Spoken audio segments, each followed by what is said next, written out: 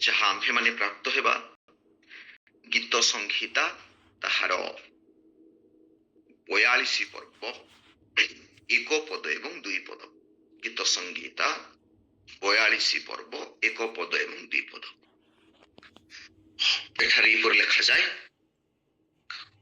ହରିଣୀ ଯେ ରୂପ ଜଳସ୍ରୋତ ପାଇଁ ଧକାଏ, ସେ ରୂପ ହେ ପରମେଶ୍ୱର ମୋ ପ୍ରାଣ ତୁମ ପାଇଁ ଧକାଏ। ପରମେଶ୍ୱରଙ୍କ ନିମନ୍ତେ, ଜୀବିତ ପରମେଶ୍ୱରଙ୍କ ନିମନ୍ତେ ମୋ ପ୍ରାଣ ତୃଷିତ। ମୁଁ କେବେ ଆସି ପରମେଶ୍ୱରଙ୍କ ଛାମୁରେ ଉପସ୍ଥିତ ହେବି। ଏହା ଈଶ୍ୱରଙ୍କର ପବିତ୍ର ଜୀବନ୍ତ ବାକ୍ୟ। ଏହି ପବିତ୍ର ବାକ୍ୟ ଦ୍ୱାରା ପ୍ରଭୁ ଆମ ପ୍ରତ୍ୟେକଙ୍କୁ ପ୍ରଚୁର ପରିମାଣରେ ତାଙ୍କରି ସ୍ୱର୍ଗୀୟ ଆଶୀର୍ବାଦ ଏବଂ ଅନୁଗ୍ରହ ଦାନ କରନ୍ତୁ। ଖ୍ରୀଷ୍ଟରେ ଉପସ୍ଥିତ ଈଶ୍ୱରଙ୍କର ପବିତ୍ର ଦାସ ଏବଂ ଦାସୀଗଣ, ସର୍ବପ୍ରଥମେ ସର୍ବଶକ୍ତିମାନ ମହାନ ପରମେଶ୍ୱରଙ୍କର ପବିତ୍ର ନାମର ଧନ୍ୟବାଦ ଓ ପ୍ରଶଂସା ଗୌରବ ଯୁଗେ ଯୁଗେ ହଉ।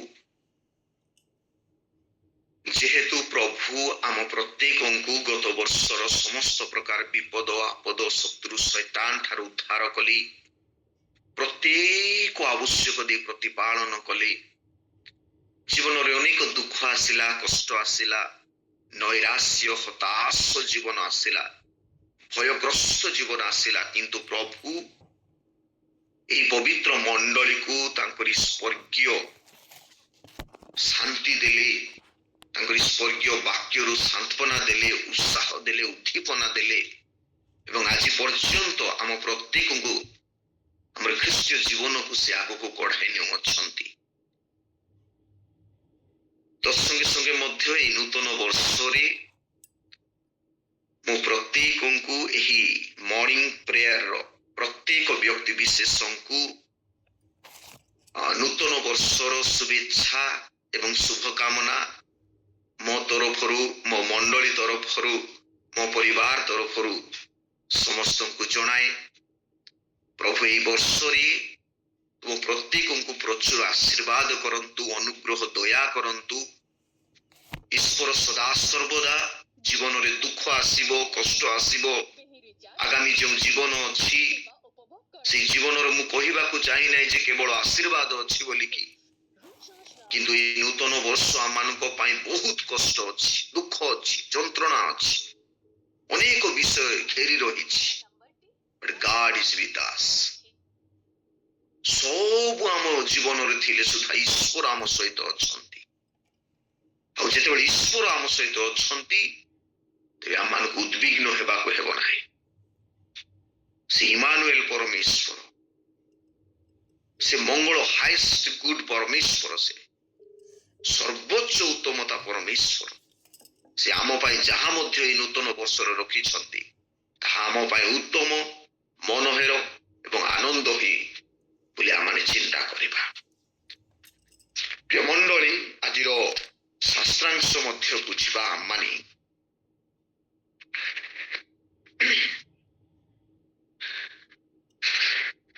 ଅନେକ ପ୍ରତ୍ୟେକ ଜଣ ତୃଷିତର ଶକ୍ତି କଣ ତାହା ଅନୁଭୂତି ପ୍ରାପ୍ତ ହୋଇଅଛୁ। ଯେତେବେଳେ ଜଣକୁ ଶୋଷ ଲାଗେ ସେତେବେଳେ ତାର ଶକ୍ତି କଣ ସେ ଭଲରେ ଜାଣିଥାଏ। ଯେତେବେଳେ ଜଣେ ମନୁଷ୍ୟ ତୃଷିତ ହୁଏ ତାହାକୁ ଆପଣ ମାନେ ଆପଲ ଦିଅନ୍ତୁ, ସେଓ ଦିଅନ୍ତୁ ବା ଗ୍ରେପ୍ସ ଦିଅନ୍ତୁ, ବାନାନା ଦିଅନ୍ତୁ ଅଥବା ଚିକେନ ବିରିୟାନୀ ଦିଅନ୍ତୁ, ମଟନ ବିରିୟାନୀ ଦିଅନ୍ତୁ, ପିଜା ବର୍ଗର ଦିଅନ୍ତୁ, ବିଭିନ୍ନ ପୁଷ୍ଟିସାର ଜାତୀୟ କି ବିଭିନ୍ନ ଜାତୀୟ ଖାଦ୍ୟ ଦିଅନ୍ତୁ, ସେମାନଙ୍କର ତୃଷିତ କେବେ ମେଣ୍ଟି ପାରିନଥାଏ। We can't be satisfied.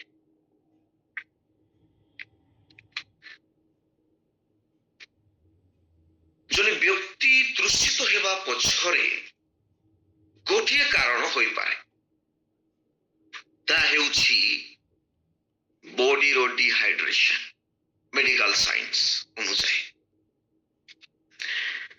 ଶରୀର ମଧ୍ୟରେ ଯଦି ଜଳୀୟ ଅଂଶର ଅଭାବ ହୁଏ,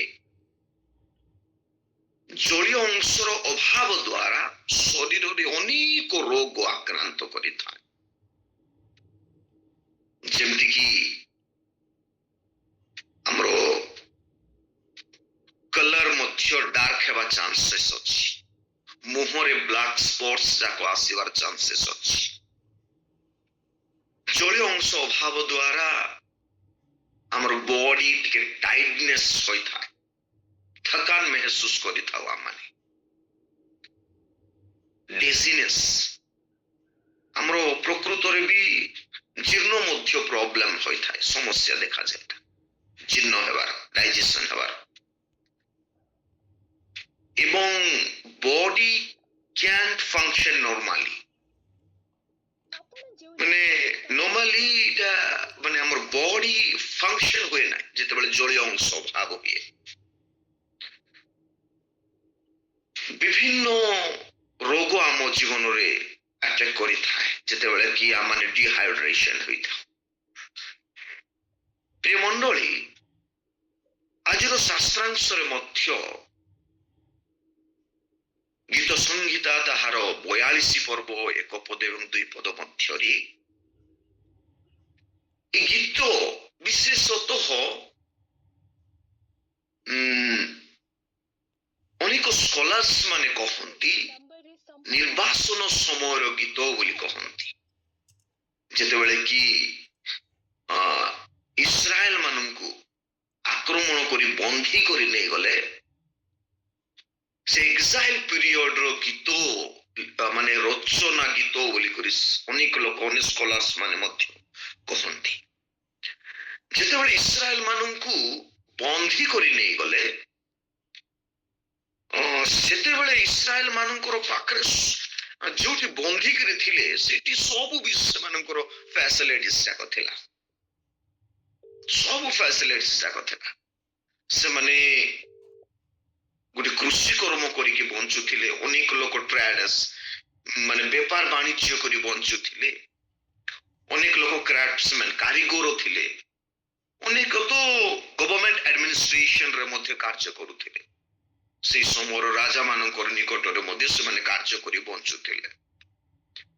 ଏବଂ ଅନେକ they were allowed to own property, ମାନେ ନିଜର ଧନ ସମ୍ପତ୍ତିକୁ ଅର୍ଜନ କରି ନିଜର ପ୍ରପର୍ଟିକୁ ଅର୍ଜନ କରିବାର ମଧ୍ୟ ସେମାନଙ୍କର ଦକ୍ଷତା ଥିଲା ସେ ନିର୍ବାସନ ଜାଗାରେ।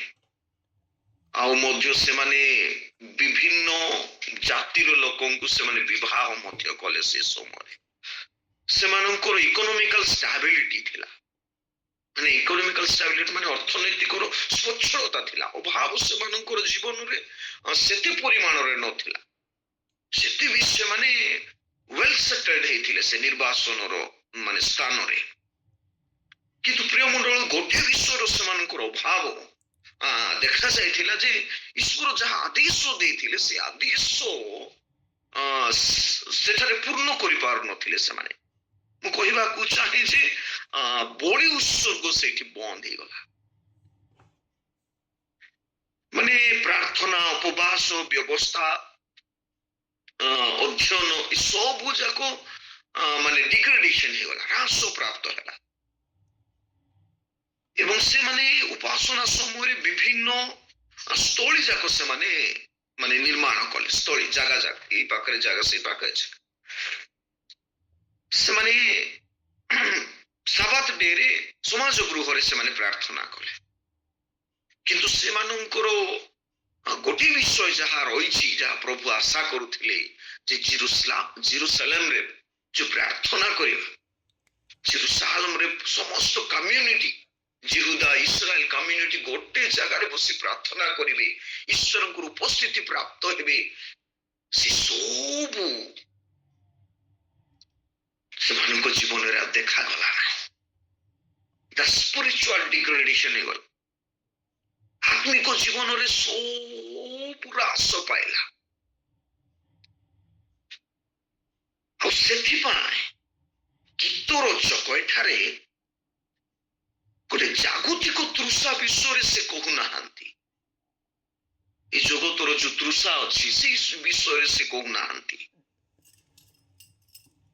ଏଇ ଯୋଉ ତୃଷା ଯେମିତି ଲେଖାଯାଏ ଯେ ହରିଣୀ ଯେ ରୂପ ଜଳସ୍ରୋତ ପାଇଁ ଧକାଏ, ସେ ରୂପ ହେ ପରମେଶ୍ୱର ମୋ ପ୍ରାଣ ତୁମ ପାଇଁ ଧକାଏ।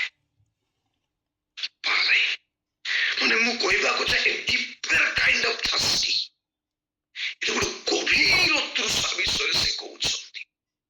କୌଣସି ୱାର୍ଡଲି ଥର୍ଷ୍ଟି ନୁହେଁ, ଗୋଟେ ସ୍ପିରିଚୁଆଲ ଥର୍ଷ୍ଟି ଫର ଗଡ। କେମିତି ଥର୍ଷ୍ଟି ଗୋଟେ, ଆଉ ସେ ଥର୍ଷ୍ଟି ସ୍ପିରିଚୁଆଲ ଥର୍ଷ୍ଟି ବା ଆତ୍ମିକ ତୃଷା ଗୋଟେ କ୍ୟାଜୁଆଲ ଥର୍ଷ୍ଟି ବା ଡିଜାୟାର ନାହିଁ। ଗୋଟେ କ୍ୟାଜୁଆଲ, ଗୋଟେ ସାଧାରଣ ତୃଷିତ ନୁହେଁ। ଏ ତୃଷା ନାହିଁ, ଏଟା ସାଧାରଣ ତୃଷା ନାହିଁ।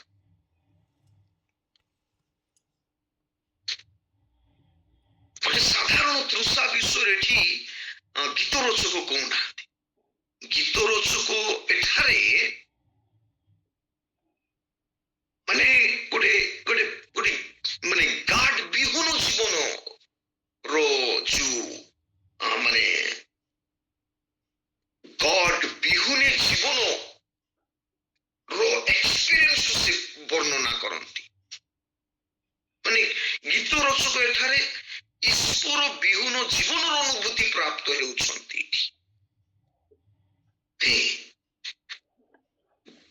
ଭୟଙ୍କର ବିଷୟ, ଈଶ୍ୱର ବିହୁନେ ଜୀବନ ର ଅନୁଭୂତି ସେ ପ୍ରାପ୍ତ ହଉଛନ୍ତି। ଆମେ କହିପାରିବା ଯେ ଗାଡ୍ସ ଆପସେଣ୍ଟ, ଆଶ୍ଚର୍ଯ୍ୟ ନାହିଁ, ଈଶ୍ୱରଙ୍କର ଅନୁପସ୍ଥିତିର ମାନେ ଏକ୍ସପିରିଏନ୍ସ, ଅନୁଭୂତି। ସେ ଯୋଉଟା ଲେଖୁଛନ୍ତି ବୋଲି ମୁଁ ଚିନ୍ତା କଲି, ତାଙ୍କର ଲେଖ ଈଶ୍ୱର ବିହୁନେ ଜୀବନ ଯୋଉ ଲେଖୁଛନ୍ତି ଗୋଟେ ନୈରାଶ୍ୟ ଜୀବନର ଲେଖୁଛନ୍ତି। ହେ ପ୍ରଭୁ, ହରିଣୀ ଯେମିତିକି ଜଳଧାରା ପାଇଁ ଧକାଏ, ମୋର ପ୍ରାଣ ତୁମ ପାଇଁ ଧକାଏ। ଏକ ନିରାଶତା ସେ ଜେରୁସାଲେମକୁ ମନେ ପକାଉଛନ୍ତି। ଯୋଉ ଜେରୁସାଲେମରେ କେମିତି ଉପାସନା କରୁଥିଲେ, ଆରାଧନା କରୁଥିଲେ, ସ୍ତୁତି ପ୍ରଶଂସା କରୁଥିଲେ, ସେ ସବୁକୁ ସେ ମନେ ପକାଉଛନ୍ତି। ଲେଖକ ପ୍ରିୟ ମଣ୍ଡଳୀ, ଈଶ୍ୱର ବିହୁନେ ଜୀବନ ହେଉଛି ଗୋଟେ ପ୍ରକୃତରେ ନୈରାଶ୍ୟ ଜୀବନ, ହତାଶର ଜୀବନ, ଗୋଟେ ବିରଳ ଜୀବନ, ଗୋଟେ ଅନ୍ଧକାରର ଜୀବନ। ଯେଉଁମାନେ ଈଶ୍ୱର ବିହୁନେ ଜୀବନ ଅତିବାହିତ କରିବେ, ସେଟା କେମିତି ଜୀବନ ହେଇଥିବ? ତେଣୁ ଆଜିର ଶାସ୍ତ୍ରାଂଶକୁ ମୁଁ ଗୋଟେ ଥିମ୍ ନେଇଛି, ଏ ସୋଲ୍ ଦ୍ୟାଟ୍ ଥର୍ଷ୍ଟି ଫର ଗଡ୍। ଆତ୍ମା ଈଶ୍ୱରଙ୍କ ନିମନ୍ତେ ତୃଷିତ। କେମିତି ବିଷୟ? ଆତ୍ମା କୌଣସି ଜାଗତିକ କୌଣସି ବିଷୟ ପାଇଁ ତୃଷିତ ନୁହେଁ, ଈଶ୍ୱରଙ୍କ ନିମନ୍ତେ ତୃଷିତ। ଈଶ୍ୱରଙ୍କ ନିମନ୍ତେ ତୃଷିତ ହେବା ଆମ ଖ୍ରୀଷ୍ଟିଆନ ଜୀବନର ଗୋଟେ ଭୟଙ୍କର ଶକ୍ତି ମଧ୍ୟ ଏଇଟା ହୋଇପାରେ। ମାନେ ପ୍ରଭୁଙ୍କୁ ଖୋଜିବା, ପ୍ରଭୁଙ୍କୁ ଅନ୍ୱେଷଣ କରିବା କେତେ ବଡ଼ ବିଷୟ ହେଇପାରେ ପ୍ରିୟ ମଣ୍ଡଳୀ। ଏ ବିଷୟରେ ବିଲିଗ୍ରାମ ଗୋଟେ ବିଷୟ କହନ୍ତି, life without God is like a unsharpened pencil, it has no point. ଈଶ୍ୱର ବିହୁନ ଜୀବନ ପେନସିଲକୁ ମୁନିଆ ଆମେ ଯେତେବେଳେ କରୁଛୁ, ମୁନିଆ ନଥିବା ପରି ମାନେ ଜୀବନ ସେଟା। ଇଟ୍ ହାଜ ନୋ ପଏଣ୍ଟ, ଆମେ ପଏଣ୍ଟ କରିପାରିବା ନାହିଁ। ପେନସିଲକୁ ଧରଲେ ତାକୁ ମୁନିଆ କଲେ ଯାଇକରି ପଏଣ୍ଟ କରିପାରିବା। ମାନେ ମୁନିଆ ଯଦି ଆମେ କରିବା ନାହିଁ, ଆନ୍ସର ଯଦି ହେଇଯାଇଥିବ, ମୁନିଆ କରିପାରିବା, ତାକୁ ଲେଖିପାରିବା କିଛି ନାହିଁ। ଆମର ଲାଇଫ ମଧ୍ୟ ୱିଦାଉଟ୍ ଗଡ୍ ରେ ଆମର ଲାଇଫ ମଧ୍ୟ ସେମିତି। ଆମେ କିଛି କରିବା ନା, କ୍ୟାନ୍ ମାନେ କିଛି ତ କରିପାରିବା ନାହିଁ। we can do anything, ଆମେ କିଛି କରିପାରିବା ନାହିଁ ଈଶ୍ୱରଙ୍କ ବିରୋଧରେ। ଜଣେ ବ୍ୟକ୍ତି ମଧ୍ୟ କହନ୍ତି, live a life of worship for the honor and glory of the most high. Without God, life is meaningless. It is God who gives meaning to life. ନିମନ୍ତେ ଚାହାନ୍ତି ଈଶ୍ୱରଙ୍କର ଗୌରବ ଓ ଆଦର ନିମନ୍ତେ ଗୋଟିଏ ଉପାସନାର ଜୀବନ ଯାପନ ଆମେ କରିବା ଦରକାର। ଈଶ୍ୱରଙ୍କର ଗୌରବ ଈଶ୍ୱରଙ୍କର ଆଦର ନିମନ୍ତେ ଆମେ ଗୋଟିଏ ଉପାସନାର ଜୀବନ ଯାପନ କରିବା ଦରକାର। ଈଶ୍ୱରଙ୍କ ବିହୁନେ ଆମମାନଙ୍କର ଜୀବନ ହେଉଛି ମିନିଂଲେସ୍, ଅର୍ଥବିହୀନ, ଅର୍ଥହୀନ। It has God, ଯେଉଁଠାରେ ଗଡ୍ ଅଛନ୍ତି, who gives, ଯୋଉ ଈଶ୍ୱର କି ଆମମାନଙ୍କୁ meaning to life, ଅର୍ଥବିହୀନ, ଅର୍ଥ ମାନେ ହୀନ ଜୀବନକୁ ଗୋଟିଏ ଅର୍ଥପୂର୍ଣ୍ଣ ଜୀବନ ସେ କରିପାରିବେ। ଈଶ୍ୱର ଯଦି ଆମ ସହିତ, ସେ ହିଁ ଆମମାନଙ୍କୁ ଅର୍ଥପୂର୍ଣ୍ଣ ଜୀବନ ଯାପନ କରିବା ନିମନ୍ତେ ସାହାଯ୍ୟ କରିବେ। ପ୍ରିୟ ମଣ୍ଡଳୀ, ଜଣେ ବ୍ୟକ୍ତି ମଧ୍ୟ କହନ୍ତି life without God has no purpose and hope. Man's worth comes only from God. ସେ କହିବା ନିମନ୍ତେ ଚାହାନ୍ତି ଈଶ୍ୱର ବିହୁନ ଜୀବନରେ କୌଣସି ଉଦ୍ଦେଶ୍ୟ ବା ଆଶା ନାହିଁ। ମନୁଷ୍ୟର ଯେଉଁ ମୂଲ୍ୟ ତାହା ଈଶ୍ୱରଙ୍କ ଠାରୁ ହିଁ କେବଳ ଆସିଥାଏ ବୋଲି ସେ କହନ୍ତି। ଈଶ୍ୱର ବିହୁନେ ଜୀବନ has no purpose, କିଛି ଉଦ୍ଦେଶ୍ୟ ନାହିଁ କି କିଛି ଆଶା ବି ନାହିଁ। ଈଶ୍ୱର ବିହୁନେ ଜୀବନ, ମ୍ୟାନ୍ସ ୱାର୍ଥ, ମନୁଷ୍ୟର ଯେଉଁ ମୂଲ୍ୟ ଅଛି ତାହା ଈଶ୍ୱରଙ୍କ ଠାରୁ ହିଁ କେବଳ ଆସିଥାଏ। ପ୍ରିୟ ମଣ୍ଡଳୀ, ପ୍ରିୟ ମଣ୍ଡଳୀ, ଏ ନୂତନ ବର୍ଷ ଆମେ କେମିତି ଜୀବନ ଆମେ ଯାପନ କରିବା? ଆମର ଏହି ଯୋଉ ଅନଲାଇନ ମଣ୍ଡଳୀ, ମର୍ଣ୍ଣିଂ ଡିଭୋସନ ମଣ୍ଡଳୀ, ଏହି ଯୋଉ ବର୍ଷ ଈଶ୍ୱର ଆମମାନଙ୍କୁ ଦେଇଛନ୍ତି, ଗୋଟେ ଲାଇଫ ପର୍ପୋଜ, ଉଦ୍ଦେଶ୍ୟ ପୂର୍ଣ୍ଣ ଜୀବନ ଆମେ ଅତିବାହିତ କରିବା ନା ଉଦ୍ଦେଶ୍ୟ ବିହୀନ ଜୀବନ ଆମେ ଅତିବାହିତ କରିବା? ଈଶ୍ୱର ବିହୁନି ଜୀବନ ଅତିବାହିତ କରିବା ନା ଈଶ୍ୱରଙ୍କର ସହିତ ହେଇକି ଆମେ ଜୀବନ ଯାପନ କରିବା? ତାହା ହେଉଛି ଭେରି ଇମ୍ପୋର୍ଟାଣ୍ଟ ଆମ ଲାଇଫ। ତା ଲାଇଫ୍ସ ଭ୍ୟାଲ୍ୟୁଜକୁ ଆମେ ବୁଝିବାର ଅଛି। ଆମେ ଆମର ଜୀବନର ମୂଲ୍ୟ କଣ, ପ୍ରଭୁ ଆମର ଜୀବନର କୁ ଉଦ୍ଦେଶ୍ୟରେ ଏ ଜଗତ ମଧ୍ୟରେ ଆମମାନଙ୍କୁ ପ୍ରେରଣ କରିଛନ୍ତି, ତାକୁ ଯଦି ଆମେ ବୁଝିବା ନାହିଁ, ଜାଣିବା ନାହିଁ, we are like animal, ଗୋଟେ ପଶୁ ପରି ହେଇପାରିବା। ଈଶ୍ୱର ପ୍ରଭୁ ଯୀଶୁ ଖ୍ରୀଷ୍ଟ ତାର 61 ପର୍ବରେ ପ୍ରଭୁ ଯୀଶୁ ଖ୍ରୀଷ୍ଟ ମଧ୍ୟ ଜଗତରେ ଯେତେବେଳେ ଆସେ, ସେଠି ଲେଖାଯାଏ ଈଶ୍ୱରଙ୍କର ଆତ୍ମା ମୋ ଠାରେ ଅଧିଷ୍ଠାନ କରନ୍ତି। ଈଶ୍ୱରଙ୍କର ଆତ୍ମା ମୋ ଠାରେ ଅଧିଷ୍ଠାନ କରନ୍ତି, ସେଠି ଲେଖାଯାଏ, କାରଣ ନମ୍ର ଲୋକମାନଙ୍କ ନିକଟରେ ସୁସମାଚାର ପ୍ରଚାର କରିବା ପାଇଁ ସଦାପ୍ରଭୁ ମଧ୍ୟ ଅଭିଷିକ୍ତ କରିଅଛନ୍ତି। ସେ ଭଗ୍ନାନ୍ତକରଣ ଲୋକମାନଙ୍କର କ୍ଷତ ବାନ୍ଧିବାକୁ, ବନ୍ଦୀ ଲୋକମାନଙ୍କ ପ୍ରତି ମୁକ୍ତ ଓ କାରାବଦ୍ଧ ଲୋକମାନଙ୍କ ପ୍ରତି କାରାଗାର ମୁକ୍ତ ହେବାର କଥା ପ୍ରଚାର କରିବାକୁ, ସଦାପ୍ରଭୁଙ୍କର ଗ୍ରାହ୍ୟ ବର୍ଷ ଆମମାନଙ୍କ ପରମେଶ୍ୱରଙ୍କର ପ୍ରତିଶୋଧ ଦିନ ଘୋଷଣା କରିବାକୁ, ଶୋକାର୍ତ୍ତ ଲୋକମାନଙ୍କୁ ସାନ୍ତ୍ୱନା କରିବାକୁ, ସିଓନର ଶୋକାର୍ତ୍ତ ଲୋକମାନଙ୍କ ପାଇଁ ନିରୂପଣ କରିବାକୁ, ଅର୍ଥାତ୍ ଭଗ୍ନର ପରିବର୍ତ୍ତେ ଭୂଷଣ, ଦୁଃଖର ପରିବର୍ତ୍ତେ ସୁଖରୂପ ତୈଳ, ଅବସନ୍ନ ଆତ୍ମାର ପରିବର୍ତ୍ତେ ପ୍ରଶଂସା ରୂପ ବସ୍ତ୍ର ପ୍ରଦାନ କରିବାକୁ ସେ ମତେ ପ୍ରେରଣ କରିଅଛନ୍ତି। ମଣ୍ଡଳୀ, ଈଶ୍ୱର ଯୀଶୁଙ୍କୁ କାହିଁକି ପ୍ରେରଣ କରିଥିଲେ ତାହାର ମ୍ୟାନିଫେଷ୍ଟୋ ଏଠି ଲେଖାଯାଏ।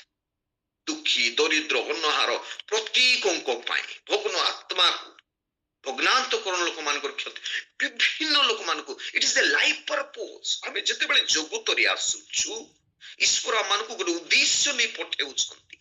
ଈଶ୍ୱର ଆମମାନଙ୍କୁ এই ନୂତନ ବର୍ଷରେ ମଧ୍ୟ ଏକ ଉଦ୍ଦେଶ୍ୟପୂର୍ଣ୍ଣ ଜୀବନ ଯାପନ କରିବା ପାଇଁ ଜଗତ ମାନେ ଏ ନୂତନ ବର୍ଷ ସେ ଦାନ କରିଛନ୍ତି। ମୁଁ ସେଥିପାଇଁ ତ ଆପଣମାନଙ୍କୁ କହିବାକୁ ଚାହେଁ, ଆମେ କେମିତି ଜୀବନ ଅତିବାହିତ କରିବା?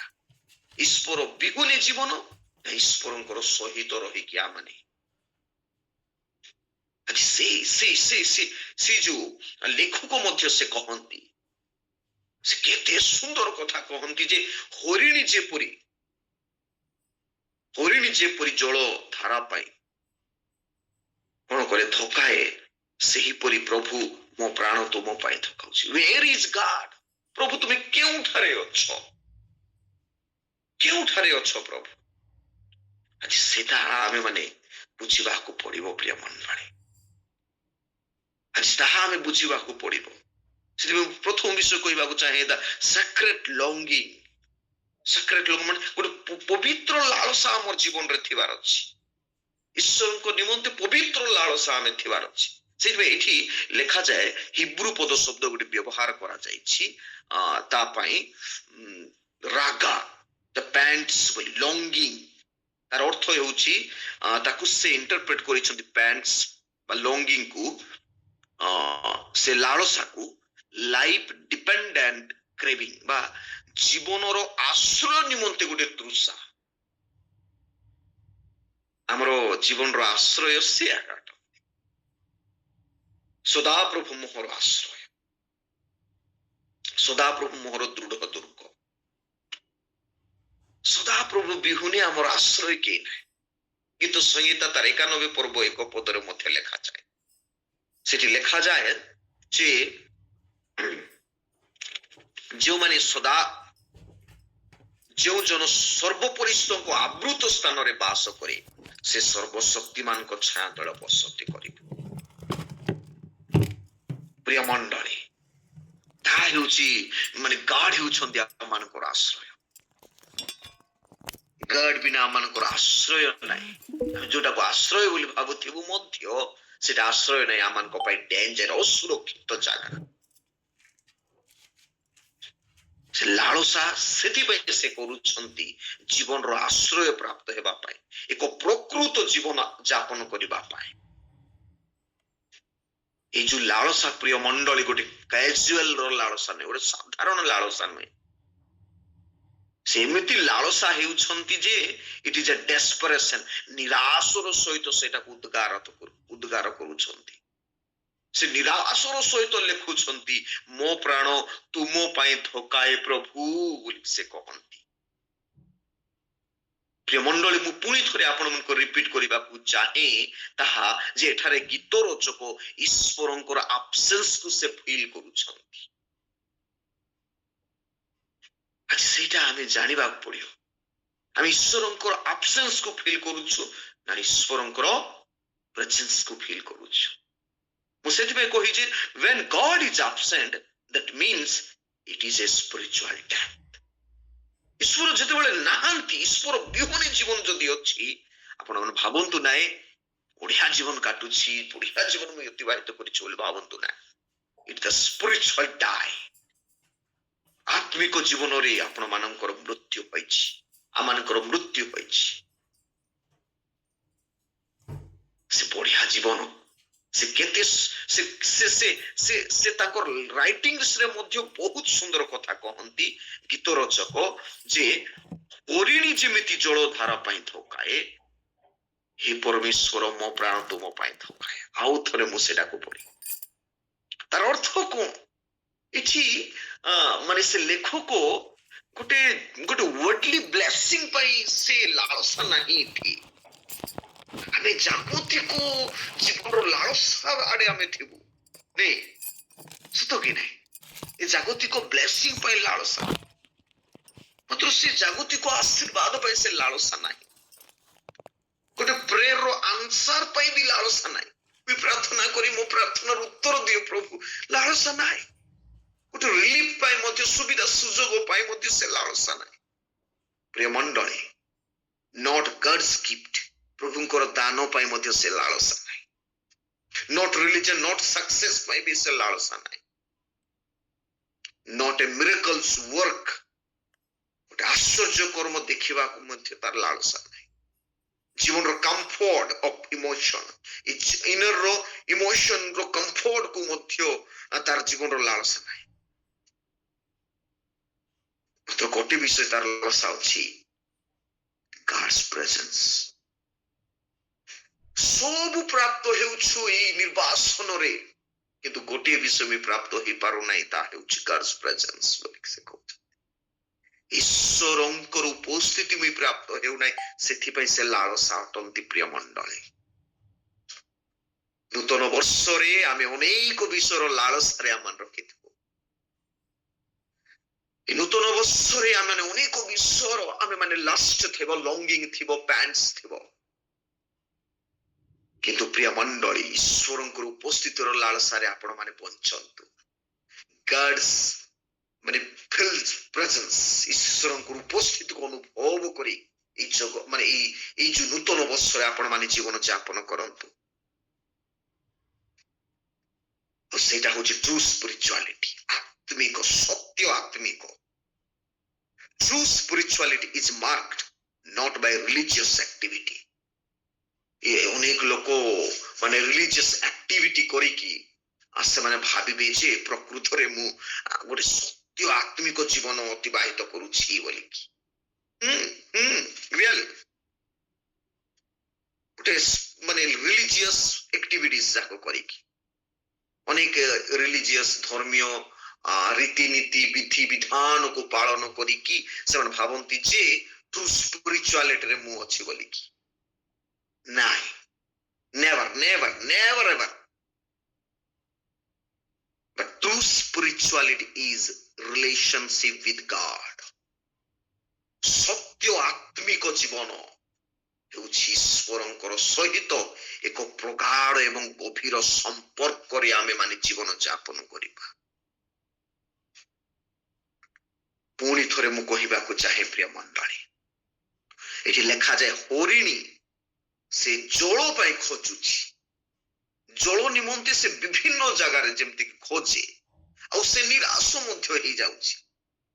এটা এজ ইউজুয়াল କଥା। ଯେତେବେଳେ ଶୋଷ ଲାଗେ ହରିଣୀ ପ୍ରକୃତରେ ସେ ଜଳ ପାଇଁ ଖୋଜୁଛି। ସେ ଜଳ କେଉଁଠାରେ ଅଛି? where is the water? ସେ ଖୋଜୁଛି, ନିରାଶ ମଧ୍ୟ ହେଉଛି, ଜଳ ପାଇପାରୁନାହିଁ। ମୁଁ କହିବି ଯେ ସେଇଟା ଗୋଟେ ଡ୍ରାଇଲ୍ୟାଣ୍ଡ ର ଏକ୍ସପିରିଏନ୍ସ। ଡ୍ରାଇଲ୍ୟାଣ୍ଡ ମାନେ ଯୋଉଠିକି ଜଳ ନାହିଁ, ଜଳ ଅଛି ବୋଲି ଧାଉଁଥିବୁ ମାତ୍ର ସେଇଠି ଜଳ ନାହିଁ। ଏ ଜଗତ ବି ସେମିତି ଏକା। ଏଇଠି ଶାନ୍ତି ଅଛି, ଏଇଠି ଆନନ୍ଦ ଅଛି, ଏଇଠି ଖୁସି ଅଛି, ଏଇଠି ସ୍ପିରିଚୁଆଲିଟି ଅଛି ବୋଲି ଆମେ ଭାବୁଥିବୁ ମାତ୍ର ସେଟା ଡ୍ରାଇଲ୍ୟାଣ୍ଡ ସଦୃଶ୍ୟ। ସେ ହରିଣୀ ଯେମିତିକି ପୁରା ଧାଇଁକି ଖୋଜୁଛି, ହଁ ମୁଁ ପାଇଗଲି ବୋଲି କରି, ମୁଁ ମାତ୍ର ସେଇଠି ପାଇପାରୁନାହିଁ। ସେ ସେମିତି ଡ୍ରାଇଲ୍ୟାଣ୍ଡ ର ଏକ୍ସପିରିଏନ୍ସ ମଧ୍ୟ ଆଜି ଅଛି। ପ୍ରିୟ ମଣ୍ଡଳୀ, ସେ ବଞ୍ଚିବା ପାଇଁ ଜଳର ଅନ୍ୱେଷଣ କରୁଛି କିନ୍ତୁ ପାଇପାରୁନାହିଁ। ଜଳ ତା ନିମନ୍ତେ ଗୋଟେ not a optional. Water is not a optional for her. ତା ପାଇଁ ଜଳ ଅପସନାଲ ନୁହେଁ, but it is life itself. ସେ ଜଳରେ ତାର ଜୀବନ ଅଛି। ସେ ଜଳ ନ ପିଇଲେ ସେ ଡିହାଇଡ୍ରେଟ ହେଇକି ମୃତ୍ୟୁବରଣ କରିବ। It is life itself.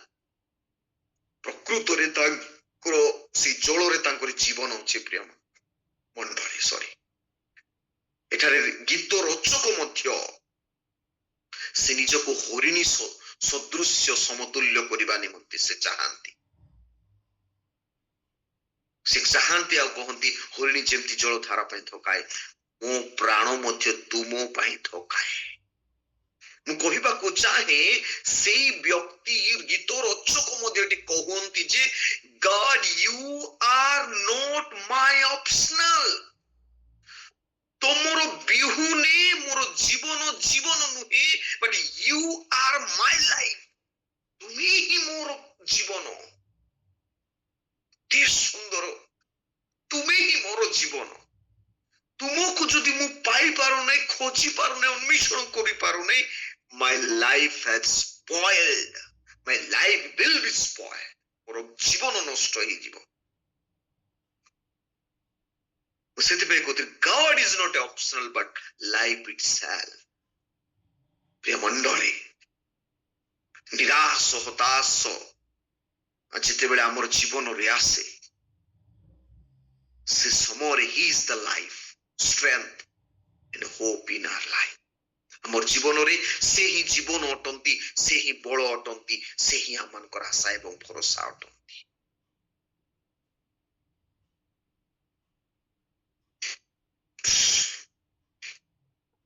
ମଧ୍ୟ କୁହାଯାଏ ଏଠାରେ ଏକ ପଦର ତଳ ଅଂଶରେ ମଧ୍ୟ, ହେ ମୋହର ପ୍ରାଣ, ହେ ପରମେଶ୍ୱର, ମୋ ପ୍ରାଣ ତୁମ ପାଇଁ ଧକାଏ। ଦ୍ୱିତୀୟରେ ମଧ୍ୟ ଲେଖାଯାଏ ପରମେଶ୍ୱର ନିମନ୍ତେ, ପରମେଶ୍ୱରଙ୍କ ନିମନ୍ତେ, ଜୀବିତ ପରମେଶ୍ୱରଙ୍କର ନିମନ୍ତେ ମୋ ପ୍ରାଣ ତୃଷିତ। ଆଇ ଏମ୍ ଥର୍ଷ୍ଟି ଫର, ଗୋଟେ ମାନେ ଭୟଙ୍କର କଥା ଗୋଟେ ସେ କହୁଛନ୍ତି।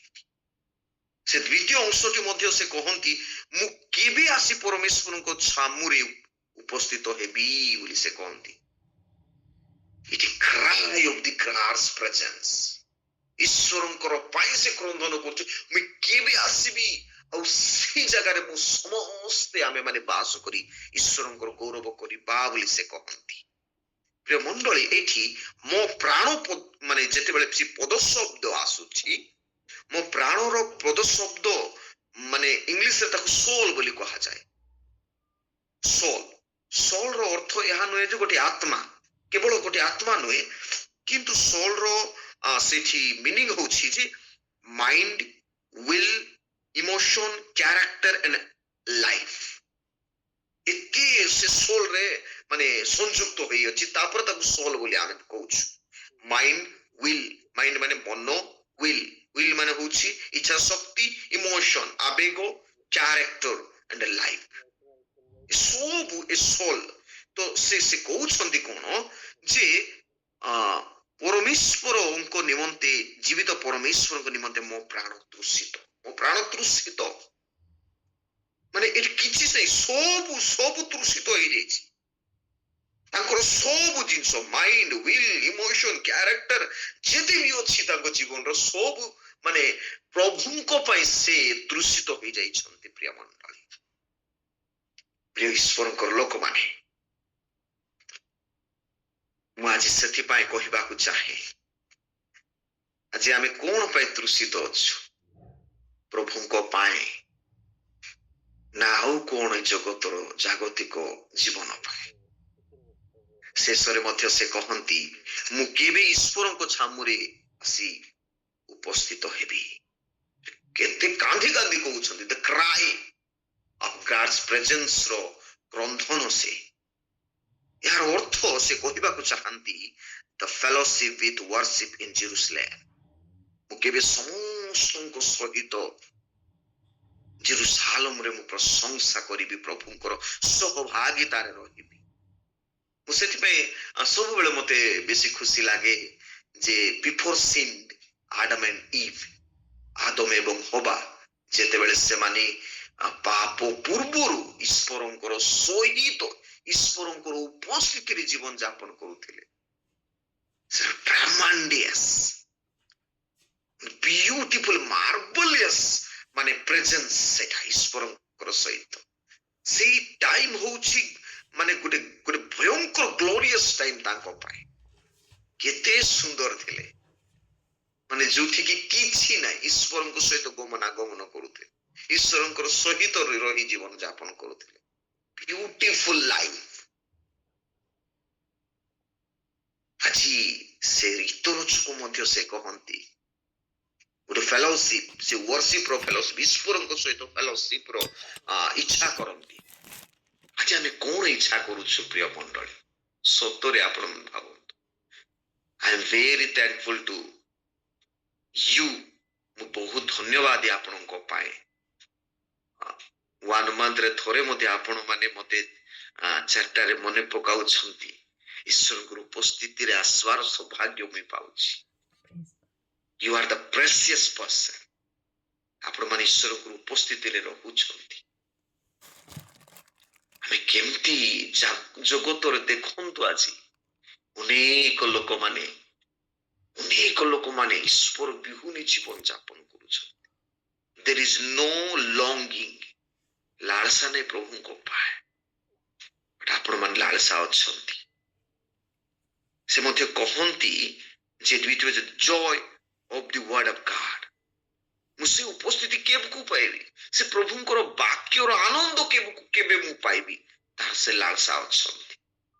ସେଥିପାଇଁ ପ୍ରଭୁ କହିଥାନ୍ତି ମାଥ୍ୟୁ 4:4 ଯୀଶୁ କହନ୍ତି କଣ ବୋଲି କହନ୍ତି, ମନୁଷ୍ୟ କେବଳ ରୁଟିରେ ବଞ୍ଚିବ ନାହିଁ, ଈଶ୍ୱରଙ୍କର ମୁଖରୁ ନିର୍ଗତ ପ୍ରତ୍ୟେକ ବାକ୍ୟରେ ବଞ୍ଚିବ। The words, not only the bread ରେ ଏକା ନାହିଁ, ଜଗତକୁ ବ୍ରେଡ ରେ ଏକା ବଞ୍ଚିବା, ପ୍ରଭୁଙ୍କର ବାକ୍ୟରେ ମଧ୍ୟ ଆମେ ବଞ୍ଚିପାରିବା। ପ୍ରଭୁଙ୍କର ବାକ୍ୟରେ ଆମମାନଙ୍କର ଇନର ସୋଲ ଶକ୍ତିଯୁକ୍ତ ହେଇପାରିବ, ସାଟିସ୍ଫ୍ୟାକ୍ସନ ହେଇପାରିବ। ପ୍ରିୟ ମଣ୍ଡଳୀ, ସେ କହୁଛନ୍ତି ମୁଁ କେବେ ଈଶ୍ୱରଙ୍କ ଛାମୁରେ ଉପସ୍ଥିତ ହେବିର ଅର୍ଥ ନିୟରର ଅଫ ଦି ଲର୍ଡ, ଈଶ୍ୱରଙ୍କର ନିକଟତର ହେବି, ଈଶ୍ୱରଙ୍କର ନିକଟତର ହେବି। ସେଟା ହଉଛି ବେଶୀ ବଡ ବିଷୟ। ଆଜି ଅନେକ ସମୟରେ ଆମମାନେ ମଧ୍ୟ ଯଦି ଚିନ୍ତା କରିବା ଦି ଆବସେନ୍ସ ଅଫ ଗଡ, ଈଶ୍ୱରଙ୍କର ଆବସେନ୍ସ, ଯେତେବେଳେ ଆମେ ନିଜକୁ ଆମେ ଭାବିବା ଈଶ୍ୱରଙ୍କର ଆବସେନ୍ସ ଅଛି ବୋଲିକି, ସେତେବେଳେ ଲୁଥର ବଢିଆ ଷ୍ଟେଟମେଣ୍ଟ କହୁଛନ୍ତି when you are thinking this is the absence of God but it is the real presence of God ବୋଲି ସେ କହନ୍ତି। ପ୍ରଭୁ ମୋର ପାଖରେ ନାହାନ୍ତି ବୋଲି ଯେତେବେଳେ ଆମେ ଭାବୁ, ପୁଣି ସେତେବେଳେ ପ୍ରଭୁ ଆଉ ବି ଆମର ପାଖରେ ନିକଟତର, ନିୟର ଟୁ ଗଡ, ଆମେ ଈଶ୍ୱରଙ୍କର ଘନିଷ୍ଠ ହେଇପାରିବା। ପୁଣି ପ୍ରିୟ ମଣ୍ଡଳୀ, ଯୀଶୁଖ୍ରୀଷ୍ଟ ମଧ୍ୟ ସେ କ୍ରୁଶରେ କ୍ରୁଶାର୍ପିତ ହବା ସମୟରେ କହିଲେ, ହେ ମୋର ଈଶ୍ୱର, ହେ ମୋର ଈଶ୍ୱର, ତୁମେ ମତେ କାହିଁକି ପରିତ୍ୟାଗ କଲ ବୋଲିକି। ବିଭିନ୍ନ ଇଣ୍ଟରପ୍ରିଟେସନ ଗୋଟେ ଇଣ୍ଟରପ୍ରିଟେସନ ହଉଛି ଯେ ସେ ଇଣ୍ଟରପ୍ରିଟେସନ କଣ କହନ୍ତି, ଯୀଶୁ କହୁଛନ୍ତି, ପ୍ରଶ୍ନ ପଚାରୁଛନ୍ତି, ଆପଣ ସେଠି ଦେଖିବେ କ୍ୱେଶ୍ଚନ ମାର୍କ ଅଛି, ହେ ମୋହର ଈଶ୍ୱର, ହେ ମୋହର ଈଶ୍ୱର, ତୁମେ କଣ ମତେ ପରିତ୍ୟାଗ କଲ କି, ତାର ମିନିଂ। ତେବେ ଗଡ ସେ କହୁଛନ୍ତି ଯେ I never ever forget you or forsaken you, ମୁଁ କଦାପି ତତେ ପରିତ୍ୟାଗ କରିବି ନାହିଁ, ମୁଁ ତୋରଠୁ ଦୂରବର୍ତ୍ତୀ ନୁହେଁ, ଆବସେନ୍ସ ନୁହେଁ। ଗାଡ୍ସର ଈଶ୍ୱରଙ୍କର ଆବସେନ୍ସ କୁ ତମେ ଫିଲ୍ କରୁଛ, ମାତ୍ର ସେ ଈଶ୍ୱରଙ୍କର ଆବସେନ୍ସ ରେ ଈଶ୍ୱରଙ୍କର ପ୍ରେଜେନ୍ସ ଅଛି ସେଇଠି ଯୀଶୁଖ୍ରୀଷ୍ଟଙ୍କ ଠାରେ। ଯୀଶୁଖ୍ରୀଷ୍ଟଙ୍କୁ ସେଟା ପିତା ଗୋଟେ କେବେ ପୁତ୍ରକୁ ପରିତ୍ୟାଗ କରିବ କି? ନେଭର, କେବେ ନାହିଁ। ଯୀଶୁ ସେଇଠି ସେଇଟା ଆଗ ପରିପ୍ରକାଶ କରୁଥିଲେ, ହେ ପ୍ରଭୁ ତୁମେ ମତେ ପରିତ୍ୟାଗ କଲ କି? ଗାଡ ସେ ଉତ୍ତର ଦିଅନ୍ତି, I never ever forget you, ମୁଁ ତତେ କଦାପି ପରିତ୍ୟାଗ କରିବି ନାହିଁ। ପ୍ରିୟ ମଣ୍ଡଳୀ, ଆଜି ମୁଁ ଆପଣ ମାନଙ୍କୁ ପ୍ରତ୍ୟେକଙ୍କୁ କହିବାକୁ ଚାହେଁ, feel the God's presence in the new year। ପ୍ରଭୁଙ୍କର ଉପସ୍ଥିତିରେ ଆପଣ ମାନେ ଯାଆନ୍ତୁ, ସେ ଇସ୍ରାଏଲ ମାନଙ୍କ ପରି ମେଘସ୍ତମ୍ଭ, ଅଗ୍ନିସ୍ତମ୍ଭ। ତାର ମିନିଂ କିଛି ନାହିଁ। ମେଘସ୍ତମ୍ଭ ବୋଲେ ସବୁ ମେଘ ଢାଙ୍କି ହୋଇଯାଇଥିଲା, ଅଗ୍ନିସ୍ତମ୍ଭ it is the God's presence ରେ ସେମାନେ ଥିଲେ, ଈଶ୍ୱରଙ୍କର ଉପସ୍ଥିତିରେ ତାଙ୍କର ଜୀବନକୁ ସେମାନେ ଆଗକୁ କଢେଇ ନଉଥିଲେ। ସେଥିପାଇଁ ତାଙ୍କର ଡେଷ୍ଟିନେସନ, ତାଙ୍କର ଏମ୍, ଗୋଲରେ ସେମାନେ ପହଞ୍ଚିଲେ, ଦୁଗ୍ଧ ମଧୁ ପ୍ରବାହୀ ଦେଶରେ। ଆମେ ବି ଏଇ ଯୋଉ ସମୟରେ ଈଶ୍ୱରଙ୍କର ଉପସ୍ଥିତିରେ ଆମେ ରହିବା ପ୍ରିୟ ମଣ୍ଡଳୀ, ତେବେ ଯାହା ଆମର ଡେଷ୍ଟିନେସନକୁ ଆମେ ପହଞ୍ଚି ପାରିବା। ସେ ଯିଶାୟ 55 ପର୍ବ 1 ପଦରେ, ହେ ତୃଷିତ ଲୋକ ଜଳ ଶୁଣ, ତୁମେ ମୋ ନିକଟକୁ ଆସ, ମୁଁ ତୁମମାନଙ୍କୁ ବିନା ମୂଲ୍ୟରେ ସେଇ ଜଳ ଦାନ କରେ। ଗାଡ୍ ପ୍ରେଜେନ୍ସ ଦେବେ, ଗଡ୍ସ ୱାର୍ଡସ୍ ଦେବେ, ଗଡ୍ସ ଜୟ ଦେବେ, ଈଶ୍ୱରଙ୍କର ଆନନ୍ଦ ସେ ଈଶ୍ୱର ଦେବେ ଆମମାନଙ୍କୁ। ତାଙ୍କର ପାଖରେ ଯଦି ଆମେ ଯିବା, ଏ ବର୍ଷ ତାଙ୍କର ସହିତ ଯଦି ଆମେ ଲାଗି ରହିବା, ଈଶ୍ୱର ତାଙ୍କର ସବୁ ବିଷୟ ଆମମାନଙ୍କ ଜୀବନରେ ସେ ଦାନ କରିବେ। ସେଥିପାଇଁ ମଧ୍ୟ ସମରିଟାନ ୱୁମେନକୁ, ସମରୀଣୀୟ ସ୍ତ୍ରୀକୁ ମଧ୍ୟ ଯୀଶୁ କହନ୍ତି, ଯଦି କେହି ତୃଷିତ ତୁମେ ମାନେ ଜଳ ନିକଟକୁ ଆସ ବୋଲିକରି କହନ୍ତି। ଆଜି ଆପଣ ମାନେ ଗାଡ୍ ପାଇଁ ସେ ଲଷ୍ଟ ଅଛି କି, ସେ ଲଙ୍ଗିଂ ଅଛି କି, ସେ ପ୍ୟାନ୍ସ ଅଛି କି? ଯଦି ଅଛି, ଆମେ ପ୍ରଭୁଙ୍କ ନିକଟକୁ ଯିବା, ତାଙ୍କର ଉପସ୍ଥିତି ପ୍ରାପ୍ତ ହେବା। ଦେଖିବେ ଏଇ ବର୍ଷ ଆମ ପାଇଁ ଜୀବନରେ ଦୁଃଖ ଆସୁ, କଷ୍ଟ ଆସୁ, ମୃତ୍ୟୁ ଆସୁ, କୋଷଣ ଆସୁ, କ୍ଲେଶ ଆସୁ, ଜଗତର ଉଚ୍ଚସ୍ଥ ବିଷୟକୁ ନିଚସ୍ଥ ବିଷୟ, ସବୁ ବିଷୟ ଆସୁ, ଈଶ୍ୱରଙ୍କର ପ୍ରେମରୁ, ଈଶ୍ୱରଙ୍କର ପ୍ରେଜେନ୍ସରୁ ଆମମାନଙ୍କୁ କିଏ ମଧ୍ୟ କଣ କରିପାରିବ ନାହିଁ, ଅଲଗା କରିପାରିବ ନାହିଁ। ପ୍ରଭୁ ପ୍ରତ୍ୟେକଙ୍କୁ ଆଶୀର୍ବାଦ କରନ୍ତୁ, ଅନୁଗ୍ରହ ଦୟା କରନ୍ତୁ। ଆମେ ସଦାସର୍ବଦା ପ୍ରଭୁଙ୍କ ନିକଟତର ରହି, ପ୍ରଭୁଙ୍କର ଉପସ୍ଥିତିରେ ରହି, ପ୍ରଭୁଙ୍କର ବାକ୍ୟରେ ଆନନ୍ଦରେ ଆମେ ମଜି ଏହି ନୂତନ ବର୍ଷକୁ ଯାପନ କରିବା। ପ୍ରଭୁ ବାକ୍ୟ ଦ୍ୱାରା ଆମ ସମସ୍ତଙ୍କୁ ପ୍ରଚୁର ଆଶୀର୍ବାଦ କରନ୍ତୁ। Thank you.